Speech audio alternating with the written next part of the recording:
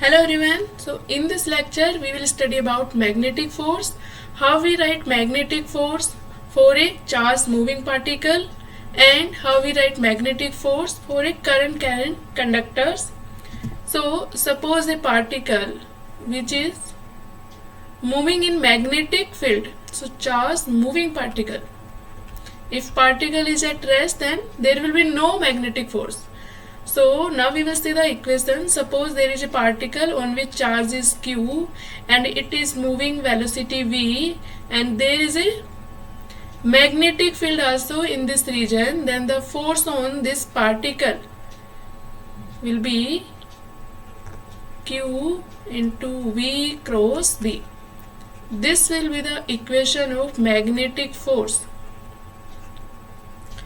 You know, force is a vector quantity and the cross product of two vectors is also a vector quantity, and this cross product will be perpendicular to these two vectors. That means this magnetic force will be perpendicular to the velocity vector and this force will also be perpendicular to the magnetic field.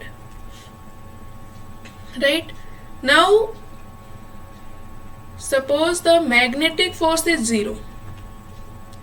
If magnetic force is 0, then we can say, first we can write this equation like this in vector, not in vector form, in scalar form, q into vb into sin theta, right? So if magnetic force is 0, that means there can be four conditions. First, there is no magnetic field, then the magnetic force will be 0. Second is, if particle is neutral, that means there is no charge on the particle. Third condition is, particle is rest. Particle is at rest, that means velocity is 0. Fourth condition and important condition, if the velocity vector and the magnetic field vector are parallel or anti-parallel. That means if particle is moving in the direction of magnetic field or in opposite direction to the magnetic field, then the force on that particle will be 0. That means theta is 0 degree over 180 degree. What is theta? Theta is angle between velocity vector and magnetic field vector. Right? Now we will see how to calculate this direction. So direction of this magnetic force is calculated by Fleming's left hand rule.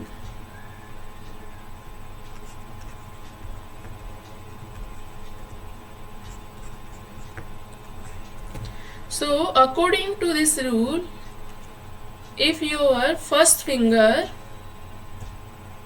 indicate the direction of magnetic field and your middle finger indicates the direction of velocity, then your thumb will tell the direction of force.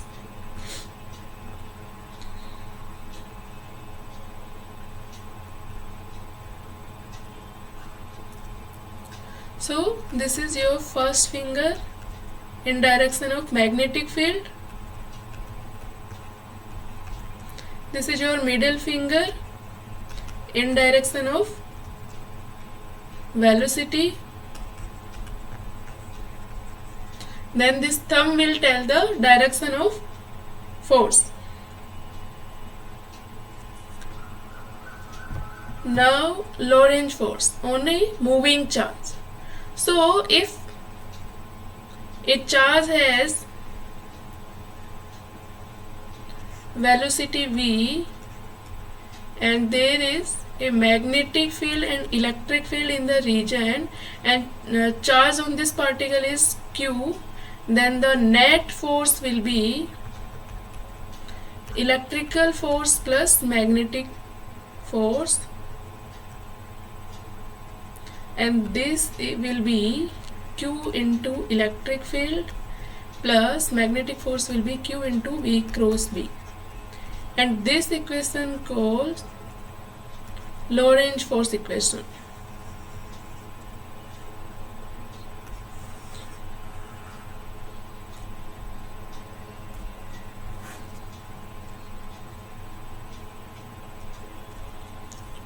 Now we will solve some questions based on these equations. So in this question we are given a uniform magnetic field of 30 millitesla exists in the positive x direction. So there is, suppose this is x direction, this is y direction, and this is z direction. So magnetic field is 30 into 10 raised to power minus 3 Tesla in positive x direction, that means I cap. Now a particle of charge on the particle is minus 1.6 into 10 raised to power minus 19 coulomb. Mass of the particle is also given 1.67 into 10 raised to power minus 27 kg. It's projected through the field in the positive y direction. That means the velocity of the particle is, that is given 4.8 into 10 raised to power 6 meter per second in positive y direction, that means J cap. Find the force on the charged particle in magnitude and direction. So what will be the force equation? That is Fm equals to Q into V cross B. Or magnitude we can write Q into V into B sin theta. Here we can see V in J cap direction and B in I cap direction. That means V and B are perpendicular to each other. That means theta will be 90 degree. So if theta is 90 degree, then it will become Q into V into B. So Q, value of Q is given, value of velocity is given, and value of magnetic field also given. So you can calculate the magnitude. Now the direction, for direction,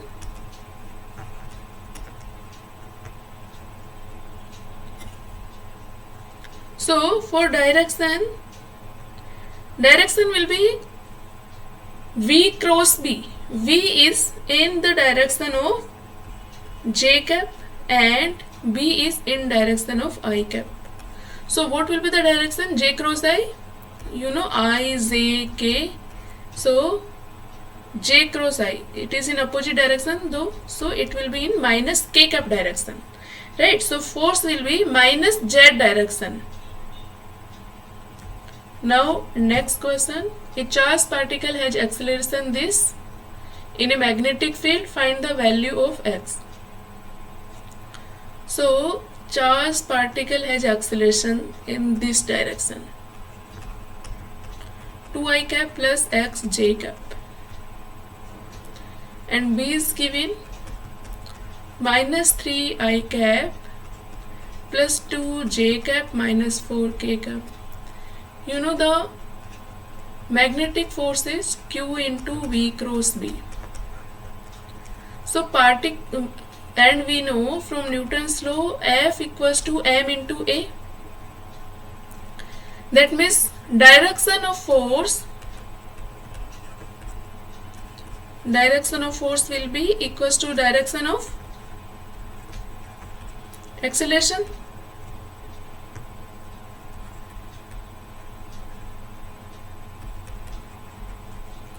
So this direction also the direction of the force. Now we know for magnetic force, direction of the magnetic force will be perpendicular to the direction of the magnetic field, right?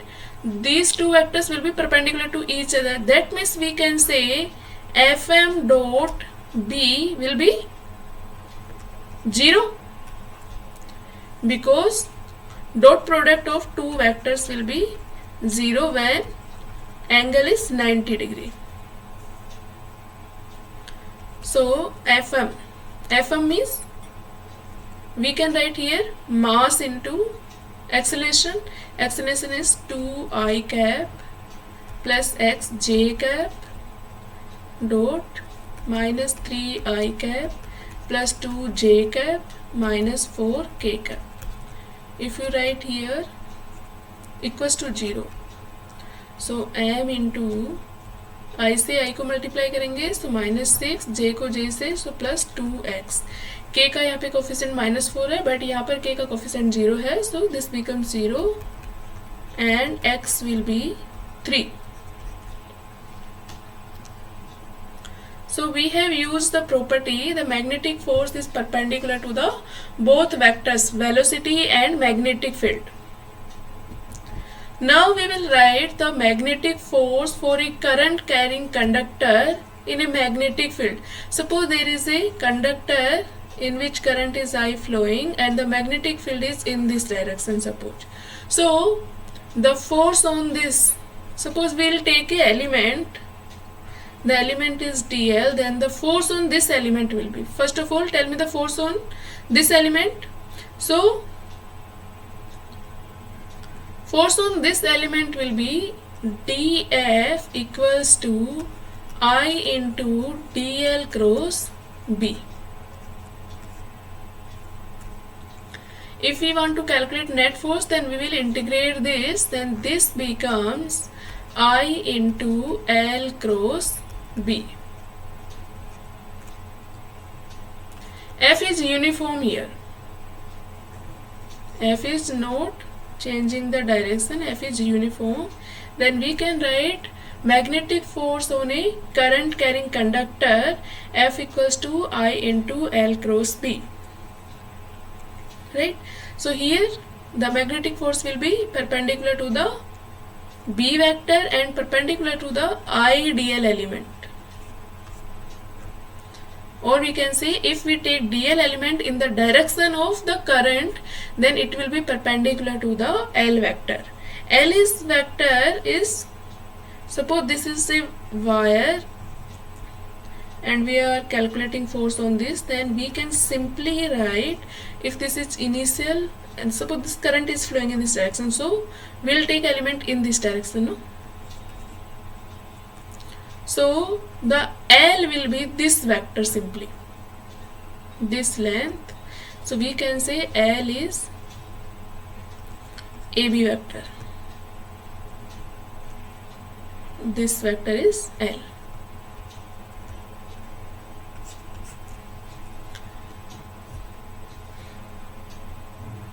So here DL is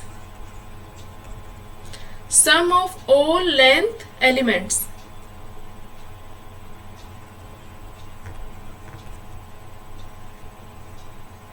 Not DL. L is sum of all length DL.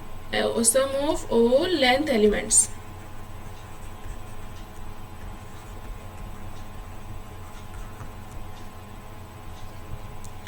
Now we will see what will be the force if there are two parallel current carrying conductors. So suppose there are two conductors which are parallel to each other. Suppose in this conductor current is I1 and in this conductor current is I2 and distance between them is D, and suppose length of these wires is L, then force will be mu naught upon 4 pi 2 I1 I2 upon distance between these two parallel vectors into L. So we can write force per unit length will be mu naught upon 4 pi 2 I1 I2 upon D.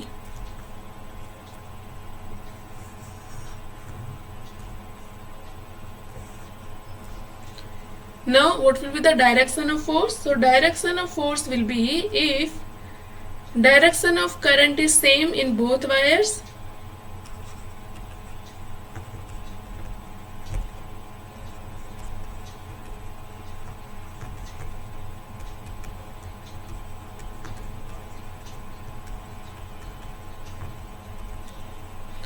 direction of current in both wires is same,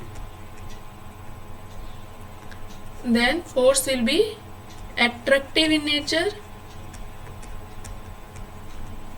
and if it is opposite, then force will be repulsive in nature.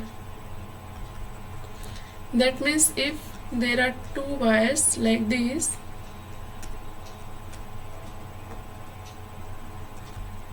force on this wire will be in this direction and force on this wire will be in this direction.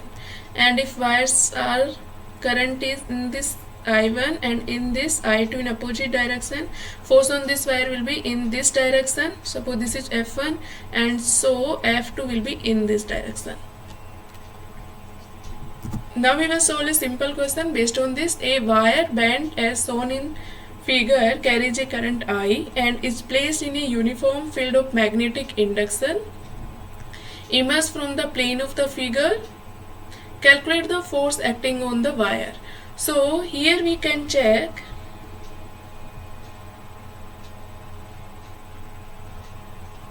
Here we can see the length of this wire is R and length of this wire is R. Length of this semicircle wire is R. So what is the force on a conductor? Is I into L cross B. Now here for this portion, suppose this is 1, this portion say 2 and this portion 3. So we can write F equals to F1 plus F2 plus F3. Now calculate F1. So F1 will be I in direction of I. If we take L, so L will be in this direction and the magnetic field is outside of this plane, right? So if we consider this x-axis, this y-axis and this z-axis, then the L is in I cap, positive x-axis direction for this element, right? And for B is in K direction, K cap in a positive Z direction. So for I, J, K cap, for this element, direction of force will be I, L into B. L is R here. So magnitude will be I into R into B. Direction will be I cross K cap. This becomes I, R, B, I cross K cap will be minus J cap. F2. F2 is this semicircle. So I into L will be here from initial point to final point. So this is the initial point of this semicircle wire and this is the final point. So distance between these 2 points is 2r. So L will be 2r, B is B and L is in direction of this direction. L will be from initial to final point direction. So this is the direction of L for this semicircle. So direction is positive x-axis. So I crossed and direction of B is K cap. So this will also be in minus J cap direction. So 2IRB minus J cap. Similarly, we can calculate for F3. I into L is R and B is B and L is in similarly same direction in this direction. So I cross K, so it will be minus, or we can say IRB minus J cap. So we can see here all forces will be simply add and direction will be towards the negative y direction, right? So this will be 4 into I into RB minus J cap, right? Now in next lecture we will study about magnetic dipole and torque on a magnetic dipole and work done by the magnetic dipole.